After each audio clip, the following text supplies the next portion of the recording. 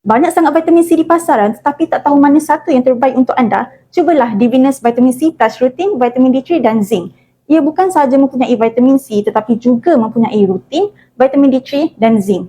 Suplemen 4 dalam satu ini amat bagus untuk meningkatkan sistem imun. Ia dapat membantu tubuh mempertahankan diri daripada bakteria dan virus. Pengambilan suplemen ini boleh membantu mengurangkan tempoh dan keterukan batuk, selsema dan jangkitan lain dengan menggalakkan pembentukan dan aktiviti sel-sel pertahanan tubuh seperti sel darah putih. Kandungan pertama adalah vitamin C. Ia tinggi dengan antioksidan. Ia dapat membantu menetralkan radikal bebas dalam tubuh yang menyebabkan oxidative stress. Seterusnya dapat merosakkan sel, menyumbang kepada pelbagai penyakit kronik dan proses penuaan. Yang kedua, ia dapat tingkatkan penghasilan kolagen dan kesihatan kulit. Kolagen adalah struktur protein yang sangat penting untuk kesihatan kulit, tisu penghubung dan salur darah. Seterusnya dapat menjadikan kulit yang sihat, mengurangkan tanda-tanda penuaan dan menyokong penyembuhan luka serta pengurangan parut. Kandungan kedua adalah rutin. Ia adalah pigmen yang terdapat dalam sayur-sayuran dan buah-buahan seperti buckwheat, green tea, black tea dan apple. Ia tinggi dengan antioksidan dan dapat meningkatkan penyerapan serta performance vitamin C. Antara kelebihannya, ia dapat meningkatkan kekuatan dan flexibility blood vessel. Bagi mereka yang kerap ada lebam-lebam, varicose veins, swollen veins seperti buasi amat digalakkan untuk mengambil rutin.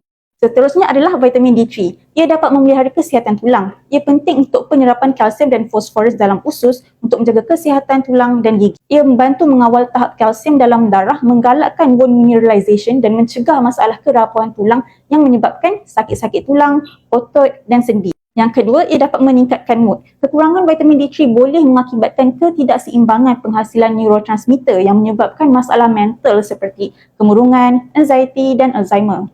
Vitamin D3 juga dikenali sebagai vitamin hormon yang mempengaruhi kawalan pelbagai proses pada badan termasuklah pertumbuhan sel, radang dan fungsi neuromuskular. Akhir sekali, zinc.